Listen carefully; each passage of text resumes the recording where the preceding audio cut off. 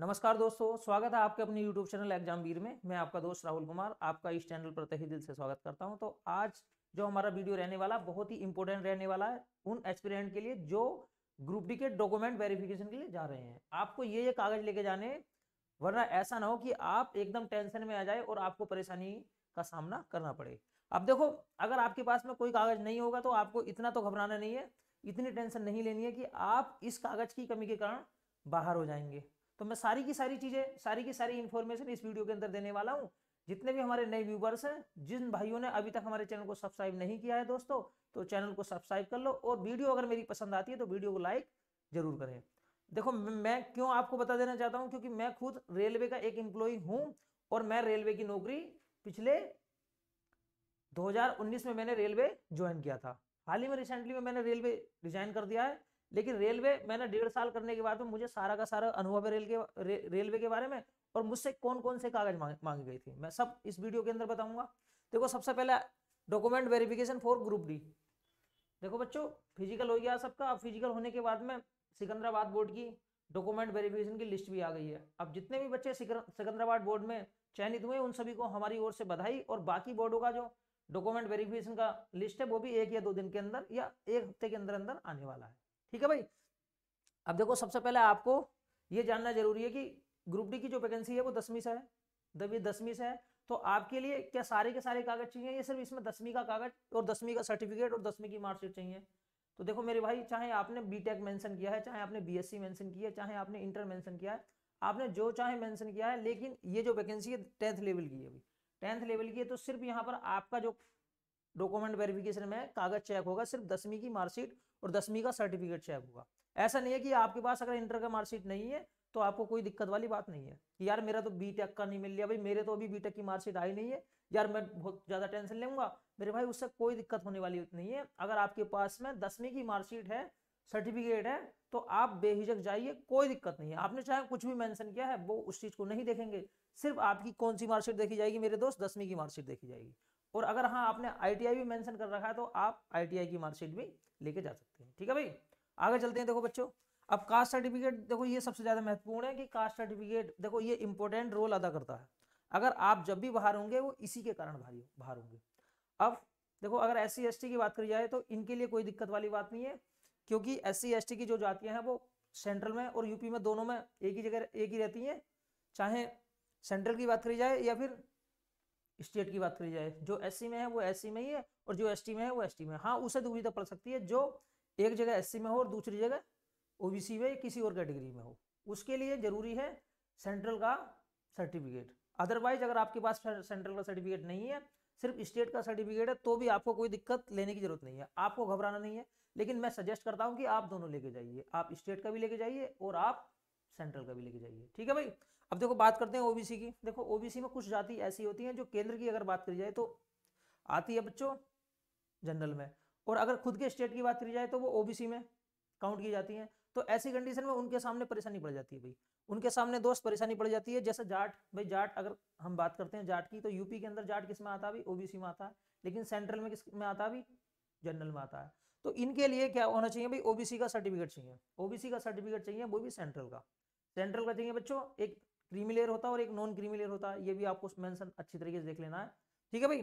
तो यहाँ OBC जरूरी है, क्योंकि अगर आपके पास में OBC का सर्टिफिकेट नहीं है तो क्या होगा भाई आपके पास, आपके साथ मेरे भाई, आप as a general candidate consider किए जाएंगे आप।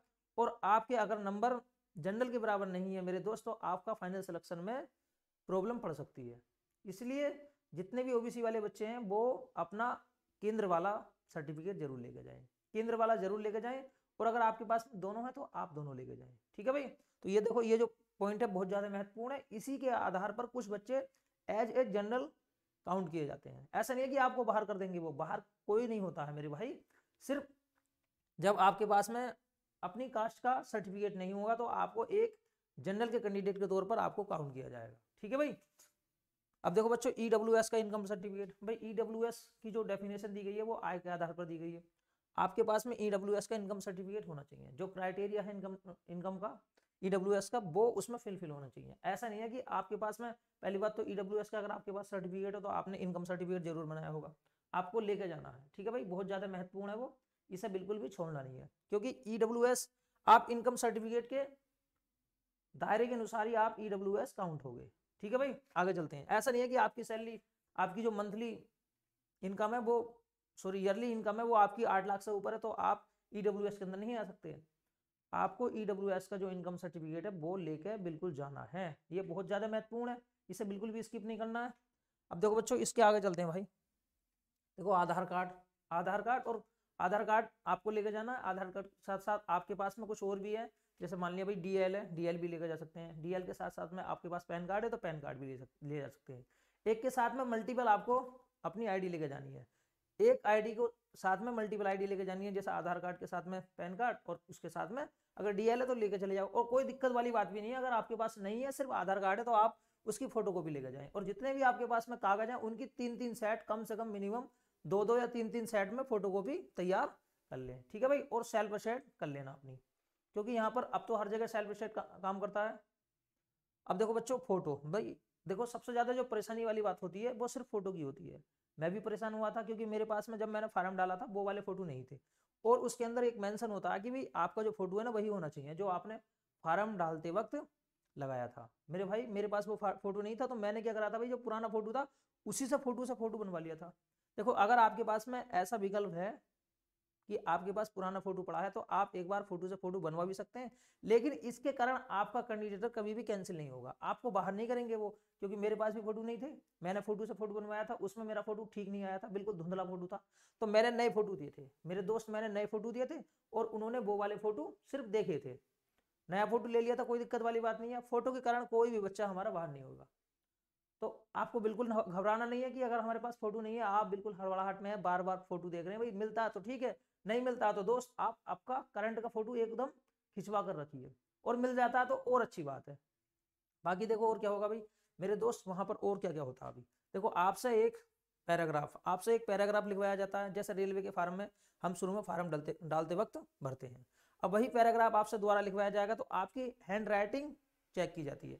आपकी हैंड राइटिंग चेक की जाती है, तो मेरे दोस्त आपको हमेशा ध्यान रखना है, जो राइटिंग में आपने पहले लिखा था उसी राइटिंग में आपको लिखना है। जैसे आपने इंग्लिश में लिखा था तो अब भी इंग्लिश में लिखना है, उस टाइम आपने हिंदी में लिखा था तो अब भी आपको हिंदी में लिखना है। ऐसा नहीं है कि आपकी राइटिंग में बहुत बड़ा डिफरेंस आ जाए।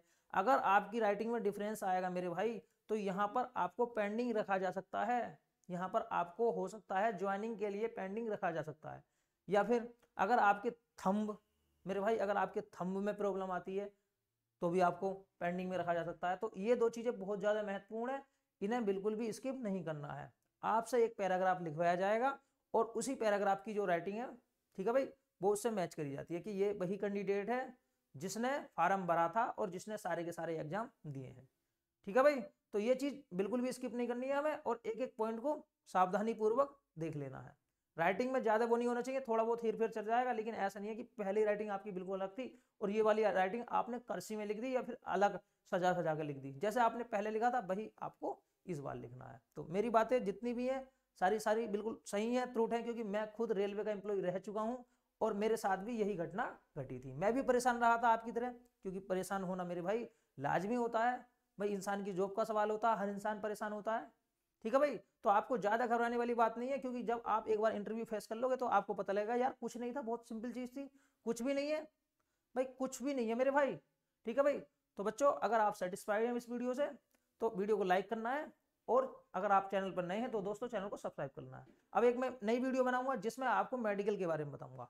अब देखो कहीं कहीं क्या होता है भाई, डॉक्यूमेंट वेरिफिकेशन के साथ साथ में मेडिकल भी हो जाता है, कहीं कहीं एक साथ हो जाता है, क्योंकि बच्चों वो क्या करते हैं भाई 2 से 3 दिन देते हैं आपको और एक साथ दोनों की दोनों चीजें करवा लेते हैं। पहले दिन मेडिकल हुई, पहले दिन डॉक्यूमेंट वेरिफिकेशन हो गया, उससे अगले दिन आपका मेडिकल हो जाएगा। ठीक है भाई, पास में एक हॉस्पिटल आपको अलॉट कर दिया जाएगा कि आप उस हॉस्पिटल में जाइए और अपना मेडिकल करा लीजिए। तो देखो इसके लिए मैं मेडिकल के लिए अलग से वीडियो बनाऊंगा। तो आप ठीक है भाई बच्चों, आज के लिए इतना ही काफी है। जय हिंद, जय भारत।